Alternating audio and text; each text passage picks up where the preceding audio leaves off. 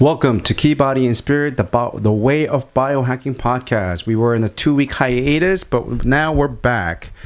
Today we have a special guest for the first time. His name is Mo. He's part of the Kendo program at Qi Body and Spirit. And first, let's say hello to Linda. Hi, I'm Linda, Nutritionist Yogini. What's up? What's up? And this is our friend Mo. Hi, my name is Mo. I'm a restaurateur. I do business, but recently got into health and nutrition and all forms of biohacking. Thanks to Tay and Linda. All right, so let's talk about martial arts. What is your background in martial arts? What did you take as a kid, and what are you doing now? So I've been always an avid martial art practitioner since I was a kid. I started off from Taekwondo. I did karate. I did mixed martial arts. I did a little wushu as well, and a little wrestling, and then Kendo. And then as I got older, usually people fall off from that practice. Life catches up, and as I kind of focused on my career. Recently, like maybe 3 years ago, I came across my old master, Kendo master, and he was debating and move his dojo. And it prompted me, I need a lifestyle change. So I decided to ask him if it would be okay for me to open the dojo with him. And that's what prompted Qi Body and Spirit. And now it's been 3 years in, and I haven't been this happy and fulfilled. And also as if I found my path in life. So now I'm trying to become a Kendo master within the next couple of years, but also a health practitioner in yoga and other things as well. And I feel like unless you make it into a lifestyle, it's very hard for people to make it, something of their like the changes that you need to make. And that's what I did 3 years ago. Thank you, Tay. Oh, you're very welcome. You're very welcome. So tell me, because not all of our listeners are aware, but what is Kendo and what do you do in Kendo? So a little background history on Kendo. Kendo is a sport version of Kenjutsu. Kenjutsu was what samurais practiced during the samurai era. And then they realized, during the peaceful era when they weren't warring each other, they picked up bokken, which is the wooden sword, and practiced against each other. But they realized even with wooden sword, people were dying from the training because hardwood is very hard. It hits hard, and you could break your skull, break bones. So they're like, let's wear an armor and do this. And so they created the Kendo Bogu armor that a lot of Kendo guys wear, but still was a wooden sword. And that still caused a lot of injury. No death, but a lot of injury. So they decided, let's do a bamboo sword, specifically made to absorb the impact. And that's how it came about, probably a little, maybe 150, 200 years ago. And then it got really perfected about 100 years ago. And now it has the same kind of, code and, foundation as fencing. And so it became widely practiced in Asia and now around the world as well. Yeah. And that's what Kendo is. It's a practice of Japanese style, like samurai martial art, but made into sports. Now, let's talk about Master K. Your teacher, my teacher, our teacher, I guess, right? He's been teaching for how long, and how long has he been practicing? So I knew Master K when I was 18. Yeah. And I'm 42, so that was like 24 years ago, 25 years ago. Yeah. And even then, he was into Kendo probably close to like 15 years or so. So he's been practicing Kendo for more than like close to 30, 40 years. Wow. Yeah. Okay. And what makes Master K a real master? Like there's so many Kendo practitioners, especially in Jersey, Philadelphia. There's all these people out there. What is so special about that, Master K? So I've been to other dojos. Master already knows, so we already had this talk before. Yeah. It's like, when you practice at other dojos, you usually don't do that. But I had a period of being a little adventurous. Yeah. But what separates Master from a lot of other senseis I had in the past is he really understands the dynamic of the movement, of body movement, of why certain strikes or certain forms work and it doesn't, and how you should move your body. And he realizes he realizes or understands and basically understands each of his students to see what their weaknesses are. And I think that actually really changes how you teach, because you could be a really good practitioner, but if you don't understand each individual students as individuals, then you're going to be teaching a very general idea, but some people cannot keep up with that, or some people it might be too slow for some students. And I think that really changes, and also his love for Kendo. Like from what I've seen, Master K, the dude is a phenomenal athlete for his age. That's number one. Number two, okay, I've been taking Kendo for a little bit over a year, I think, right? And it was on and off. But when I just put on the armors, decided to, fight him one-on-one, I couldn't hit the guy, right? And like every other person, like we spar with, like, yeah, they getting hits on me, but there was a ratio. But when I did hit Master K, it's because he allowed me to hit him. And I think, like, at that point, I realized this is not like bullshito, where, like, you go to some martial arts school, they're like, oh, in this scenario, you do this and you block, and then you punch him over here, and this is how you do it. And this was, one might say, like, real sparring. So I considered Kendo after taking classes with this Master K and you and everybody. I'm like, yo, this is a real sparring match. And shout outs to this guy named Tong Chang. This guy, he's really good too. And he taught me that, like, when I went up against him, all the other people I was able to, get a hit on. But this guy, I can't hit him, even today. And, like, the fact that you get in so close, right, and you're trying to hit each other, but you can't, and there's, like, that skill difference, I come to have a lot of respect for Kendo now.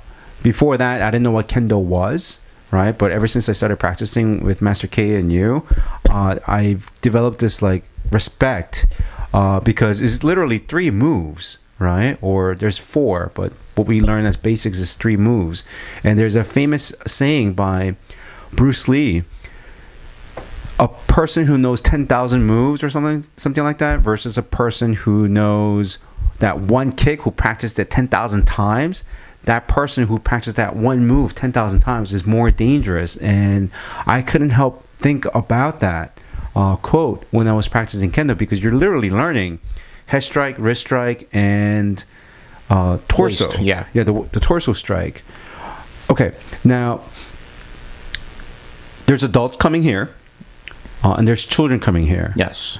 Adults, let's get to that first, right? Can you practice Taekwondo or other forms of martial arts past a certain age? So, I don't believe you're too old to start anything. I believe that you should start, even if you're 50, even if you're 70, even if you're 10, you should always start. There's never too late to start.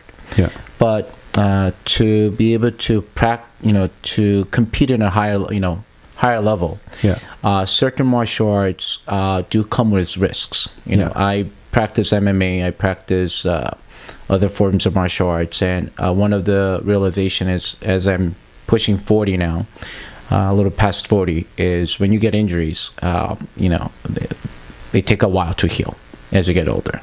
And some of the injuries, like jiu-jitsu, any kind of grappling, you could really injure yourself and get permanent damages. Like, for example, I have like a herniated disc, right? And these are injuries I sustained from certain kind of martial arts or certain kind of exercises and practices, and it's unavoidable. It happens all the time. Now, as you get older, yes, you want to push yourself and challenge yourself, but if you haven't been doing it for all your life as a professional, meaning that you started when you were young and you're still practicing and you're a jiu-jitsu master or a jiu-jitsu practitioner for the last 20 years or 30 years, then it's okay because your body is accustomed and it has adapted to be able to perform even at older age. But for the everyday people, everyday, as somebody who is a hobbyist or somebody who wants to keep healthy and stay young, certain martial arts are going to start going out of reach. Like, for example, boxing. I love boxing. I did it for a while too. But as you get older, you don't want to risk having concussion from the impact, even if you're wearing a helmet, protective gear. Any kind of grappling, any kind of floor where you get thrown into the floor, you have risk of herniating a disc or So basically, a lot of injuries can occur during martial arts, especially when it comes to sparring, like boxing, kickboxing, MMA, and so forth. But Kendo reduces the risk of doing that. And one thing I found very interesting was the senior gentleman. I believe he's in his 70s or 80s, mid 70s. He started out as I was leaving, because my practice got busy again, and I couldn't come to Kendo. However, when I got back, this guy was kicking my butt. Yeah, and it was very aggravating. I was like, "Yo, this guy, he's a noob." I was gone, but this guy's been coming religiously. Yes, and the fact that I couldn't hit him put a whole new perspective. That is not about muscles, speed, or power. It's about knowing what to do. It was a skill-based performance, and this gave me another whole appreciation that it's like golf. You know how so many people are addicted to golf, especially men and women now, right? And I feel like Kendo is one of those rare martial arts that you can practice till old age and still spar at a competitive level. And I found that very, very interesting. And I don't think there is a lot of martial arts where you can do that. Like boxing, let's say Muhammad Ali, right? No, Muhammad Ali is a bad example. Mike Tyson, right? If I was to spar Mike Tyson in the ring, yeah, he would knock me out. Chances are, right? Because I have no, formal training. But Mike Tyson versus a much younger boxer, I don't know. Mike Tyson might still be very, very dangerous, right? But the chances are the younger person might do a lot better, right? But with Kendo, I think that's still true. But in Kendo, let's say an elderly gentleman and myself starting at the same time, I think the older person can still outclass the younger person, regardless of what their physique is like. So I found that very, very interesting about Kendo. All right. Now, there's a TV show called Cobra Kai. I don't know if you've been watching it. Oh, big fan of it. Big fan of it? Yeah, I love Karate Kid, so, that was, I grew up in that era. Yeah. Now, I definitely feel that sense.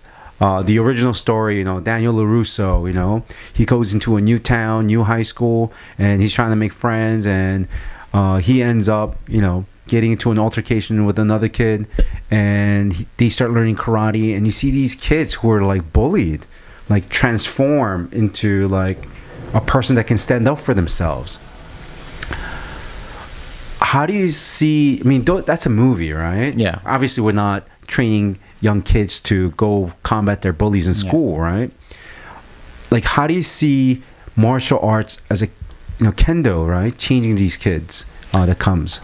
So in any kind of martial arts, as somebody who's been practicing martial arts most of my life, you practice martial arts not to get into self-defense or to beat up somebody, right?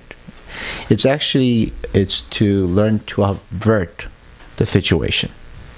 because you're used to, I believe that when you do a lot of sparring and practices, you learn to sense, some sort of assault or aggravation from other people, right?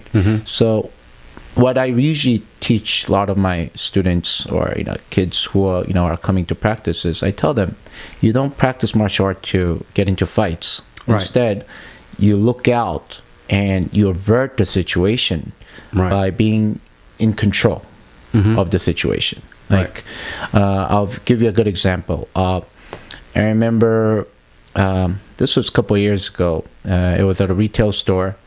A gentleman walked in, and I think he was trying to steal something, right? But it looked like he was armed, and he was walking around, doing, looking for the opportunity, right, to get to the cash register. I was at that situation, right? So instead of trying to become a hero, right, and do something stupid or become brave and get shot, right, which is a lot of martial art, people who practice martial art do that. Instead, as I picked up my phone and I called the cops. Right. Yeah, very, very simple method, right? Right. And and I did it in a loud voice, a little far away from him, right? Yeah. And he quickly left the area, right? Yeah. Preventive measure. Right. Yeah. Right. Versus if you're not used to intense moments of sparring or other kind of practices, is when things like that happen, you freeze up. You become rigid, and you become nervous, intimidated. So you become irrational, and then you act upon that irrationality, and usually sometimes that leads into violence, right? Right. Yeah. So I think that's something that you could teach a lot of kids, being able to stay in control, and at the same time having the capability to take control if it comes to worse situation.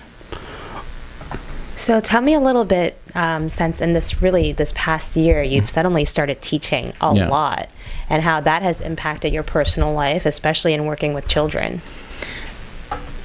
So, I'm still working in the restaurant industry, but one of the biggest issue was I was not very happy, right?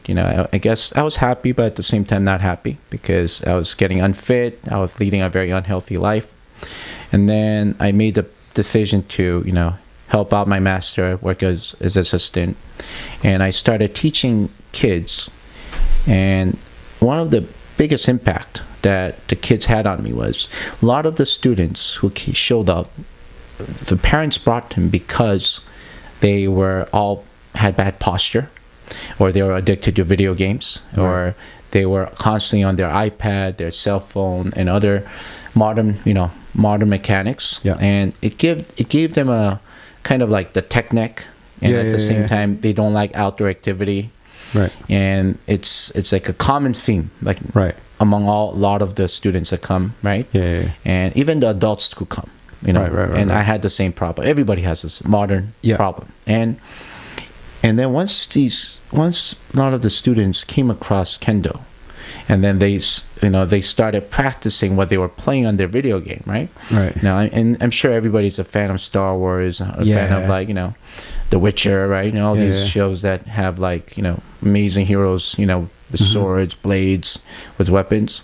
And once the kids started learning and practicing and engaging each other,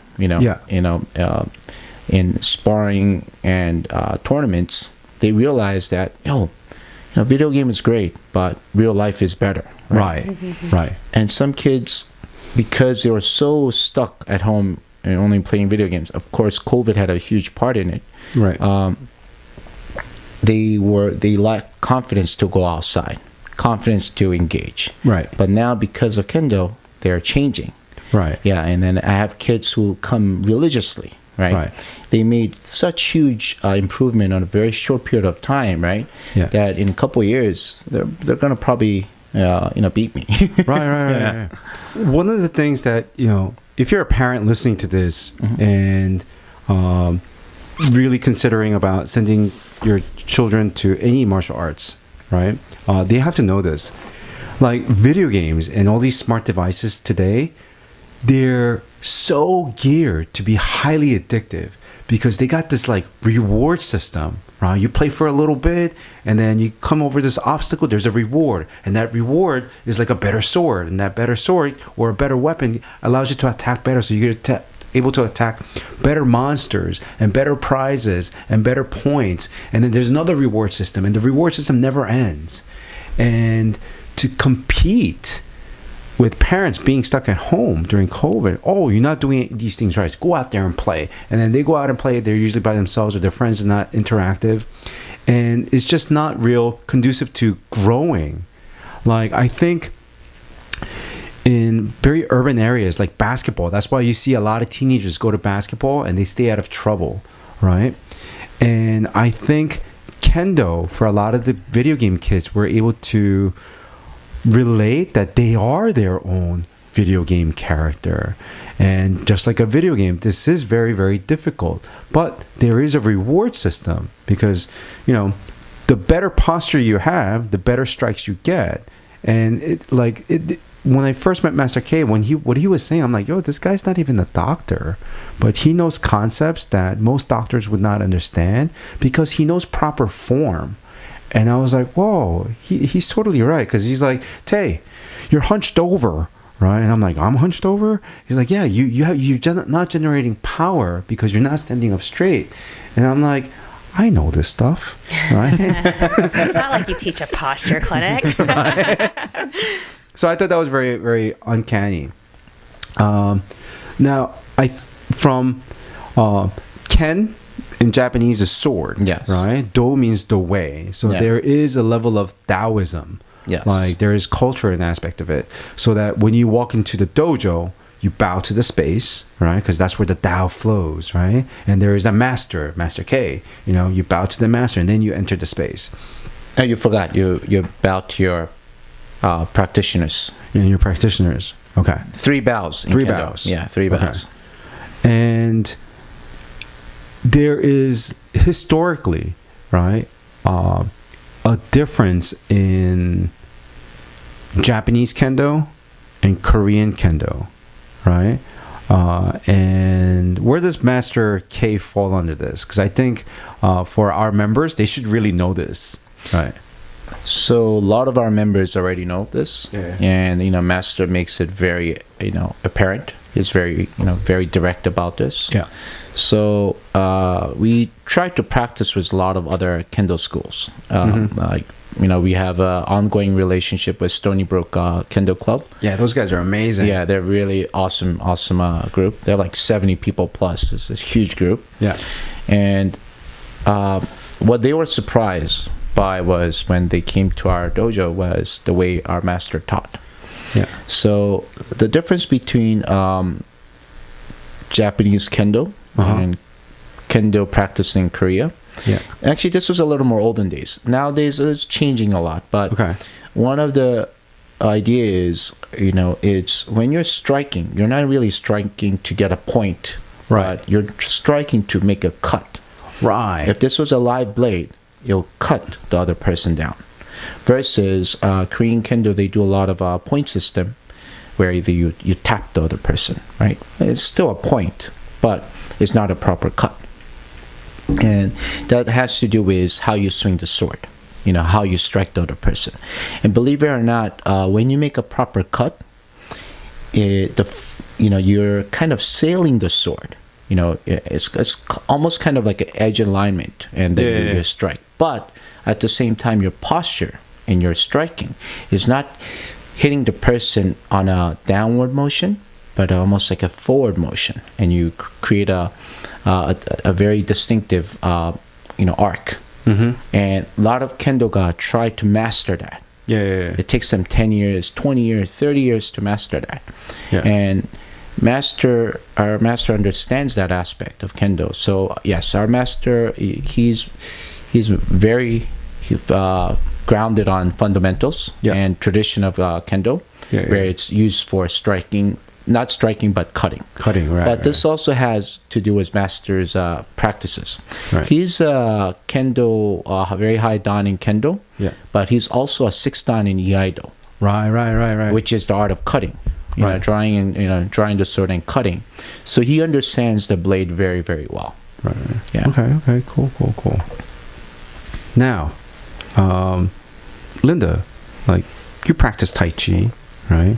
I know your practice is getting a lot more serious now, right? You're practicing how many days a week?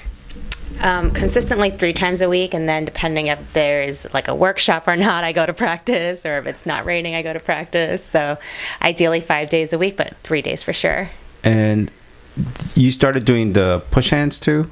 Yeah, just like, recently. I remember you were telling me about the push hands, and the guy that you're learning from is like a MMA fighter, but he does Tai Chi.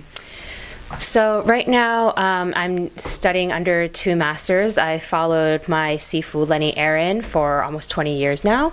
In between that space, there was a time when he lost his school that he was teaching at. So I followed a different master, William C.C. Chen. William C.C. Chen is very renowned because he was one of the first Tai Chi masters that came to America that spoke English. Okay. And he also, when he escaped China during World War II, trained the Taiwanese army.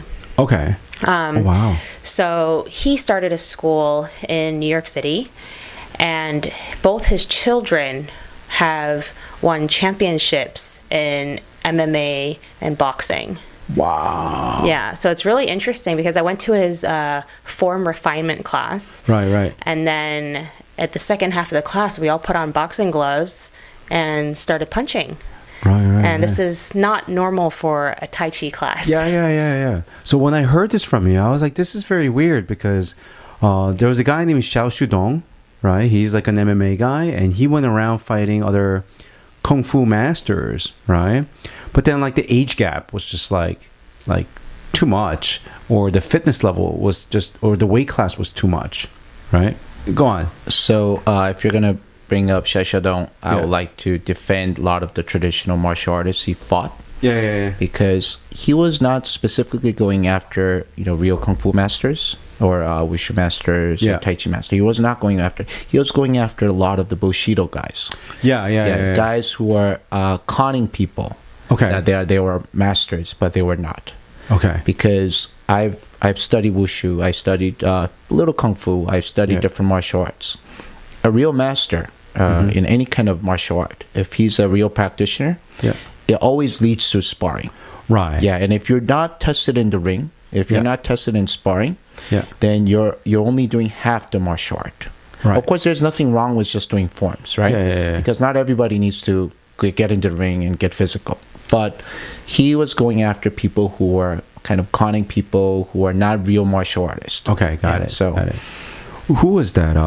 I think Jet Li, in one of the interviews that he gave out like long time ago. This is like when Romeo Must Die was out, I think.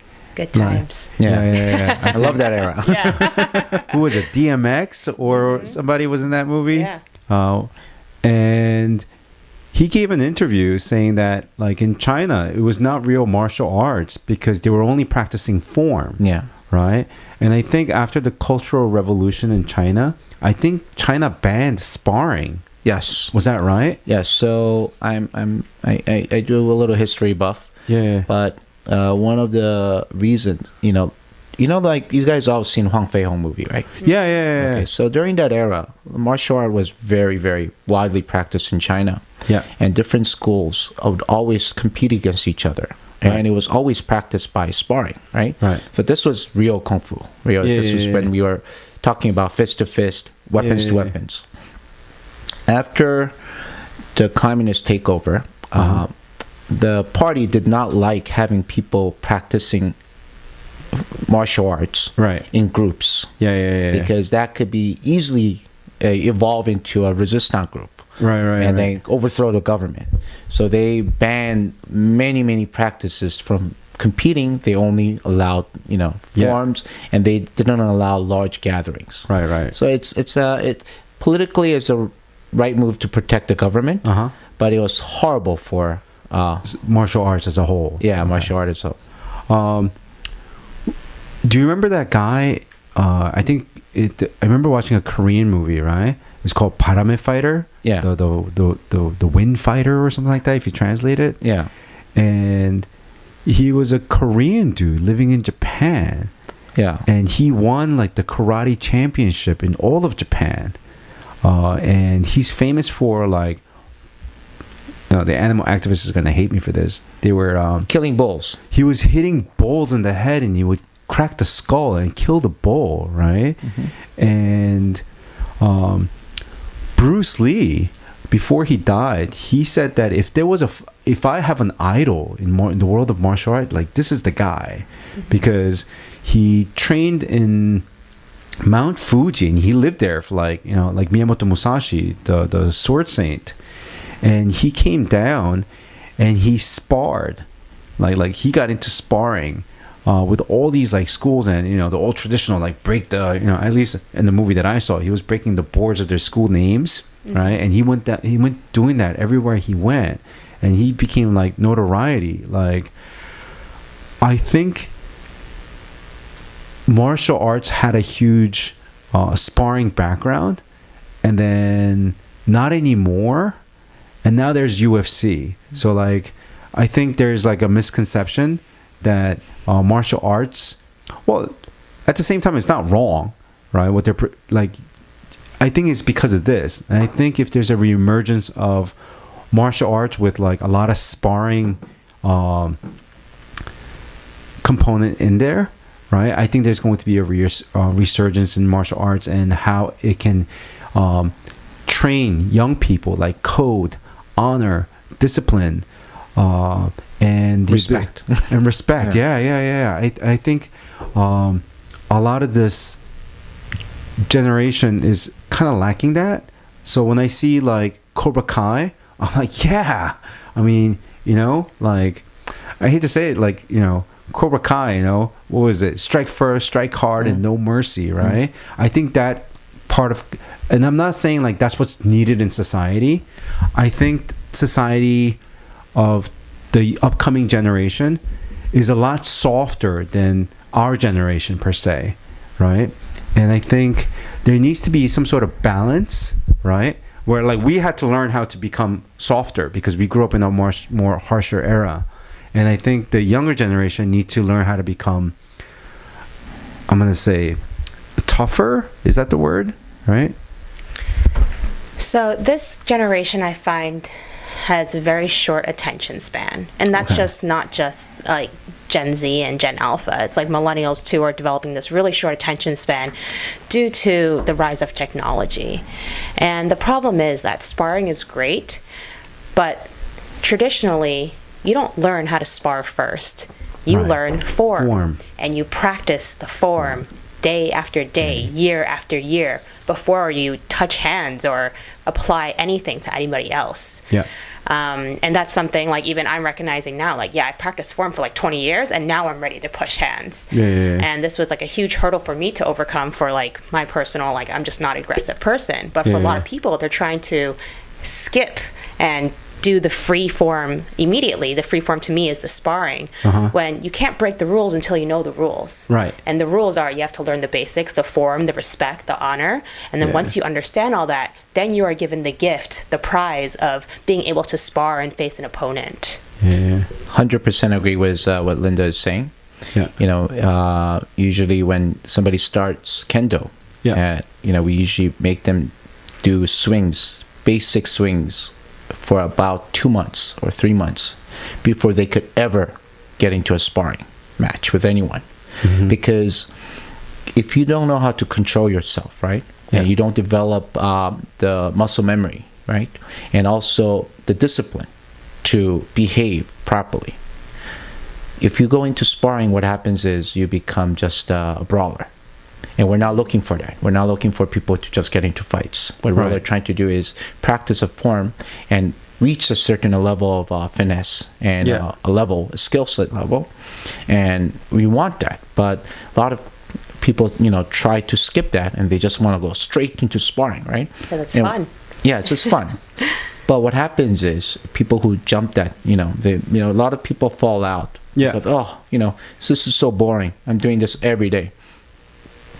If you just jump into it right away, people who practice the foundations and the basics over and over again, eventually the gap between them and somebody who just jumped, skipped, Yeah. it's going to be so tremendous that you'll never be able to catch up with them. Right. So this is a very important aspect of, I think, children development, and Right. I think that's what martial art teaches. Is I'm not sure if you guys know about by the author named Paul Tough. No, I don't. Paul Tough, Children and Success, Children Who Succeed. Oh, okay, yeah. you That's know, the book. I actually read that book. Yes. Yeah.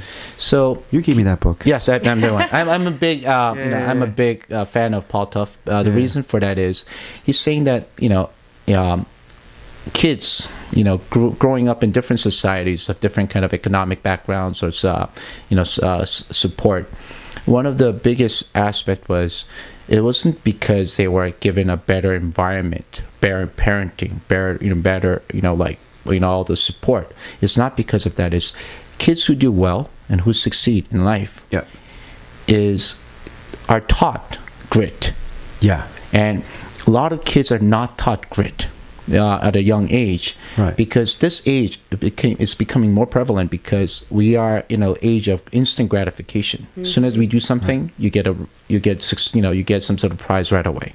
So we're so used to instant gratification. Kids are not taught how to have grit, and I think martial art has a very important aspect, or any kind of practice, or any kind of sports, or any kind of discipline. It teaches kids how to be patient and Right. how to grind it and get the grit, have the grit Yeah. to bear it until they reach their goal, until they reach their prize, right? Right. And then once they reach it, now they're Yeah. ready for the next step. Yeah. And I think that's a very important aspect of any kind of martial arts, and it should be taught everywhere. Yeah, I have to say, you gave me this book and I read it because I was raising Lena, and I think subconsciously, not knowing, like, this book had a really huge impact in my parenting. And when I sent Lena to Kendo for the first time, I told her, I'm like, okay, mom's gonna send you to all these classes like ballet and all these things, right? Gymnastics, all of these things. And I told her, but Kendo is something you don't give up. And she had no clue what that was. And then, like, a year passes by. She's like, I don't want to do ballet anymore. She got her tutu, she gave it a shot, and then she was doing some other activity. I don't even remember. She was doing so many. And then she started giving up all of these things. And I think most parents would go about like, oh, do something what you like. Do something that you like. Find something that you love to do and do that really well. And I think I give my daughter the freedom to do that. She can choose to do whatever she wants. But at the same time, I told her, Kendo is something you don't give up. Because, like, one, like, I respect Master K as a master. Like, there's a lot of martial arts teacher out there, but I can't say that there's a lot of real martial arts masters out there. So I told, and Lena, you can do this till your old age. And in the beginning, she didn't really get that. And I think one part of the summer, she's like, Daddy, I don't want to go to Kendo, right? And I told her, don't give up. Learn to tough it out. Continue to go, right? And you'll learn to enjoy. It's like, Daddy, I don't want to go. I'm like, what did I say? This is something that you don't give up. Now she loves it, right? And recently, like she's been coming to Kendo. And when you told me that day when she won her match or whatever, at the end of the match, Master K asked the students, if anyone wants to spar another person, like, come out and whatever. And Lena pointed at another kid, and then, she sparred. I think now she takes pride and joy. And I think a lot of parents are teaching children so much about following what they want to do that they don't get a chance to put in the 10,000 hours. Because by the time they're like 10 years old and they tried like all these different sports and activities, but they didn't stick with it, compared to a kid who stuck with something, one thing, that person is really good. Going back to the Bruce Lee, quote, a person who has learned like hundreds of moves versus a person who's been practicing that one kick 10,000 times, I think there's a lot of truth in that. And to do that, I think that it requires tremendous amount of grit. So I just want to say thank you for giving me that book. No problem. I also find it so interesting regarding teaching martial arts in modern times, because what I'm finding in the Tai Chi world, that student retention is really tough. Most students don't last longer than 3 months, and it's expected because the motions are so repetitive and they're so intricate, and it's very hard to learn everything at once. And I personally find joy now in the repetition of the movements, because my sifu always says you never step into the same river twice, because the water is always changing, the pebbles are shifting, the weather, the temperature is different. But how do you teach that to a child? Right. I think that's very challenging, right? Because, as a person who teaches my Unify class on Saturdays for better posture, if I keep showing my students different things because they're getting bored, right, chances are they're not going to develop those muscles for better posture, right? So it's a fine balance between keeping it interesting and fun, yet because what they want, they don't know what they want. That's what it comes down to. Students should not dictate what the curriculum is, because that's what they consider to be fun and enjoyable. And at the end of it, it's going to be fun and enjoyable, but did you learn the lessons of what the teacher or I think there's a fine line between that. And I think the modern generation will have a very difficult time because they'll lose interest, like you said, really, really fast. And things like Kendo or gymnastics or ballet, right? If you give it a try and then you get bored really easily, the child may never know how well they may become. Okay, the last thing I want to touch before we have very few minutes is Master K talked about a very talented student on day one and a person who is not talented, like AKA me. Right? Right? Don't worry, your daughter's much better than you. So, like, he talked about this concept. In the long run, by the time you reach a certain level, right, the very talented martial artist and versus a person who's not talented, right, at a certain point, they all level out to be the same level. Can you talk more about that and what you see in, like, as newcomers that they see in Kendo? Yes, so that actually touches back on what Linda was mentioning. How do you keep the retention among kids to reach a certain level? It all has to do with grit, right? Okay. So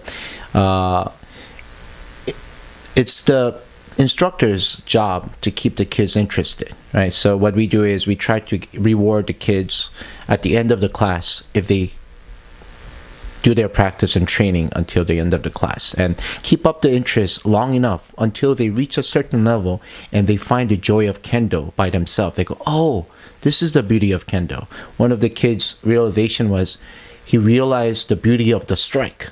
This kid who's like only 12, but he's been coming at it. He didn't like it in the beginning, but he really likes it now, because when he does a clean strike or he gets struck on a clean strike, he's very content, because he finds almost like a Zen kind of moment in that.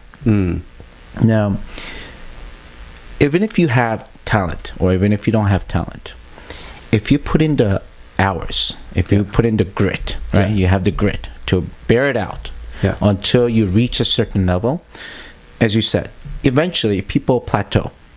People plateau at a certain level, and then when you plateau, after that it's just a lot of soul searching and a lot of training to figure out what is that 1% that's going to improve you. What's the next step? What's the next the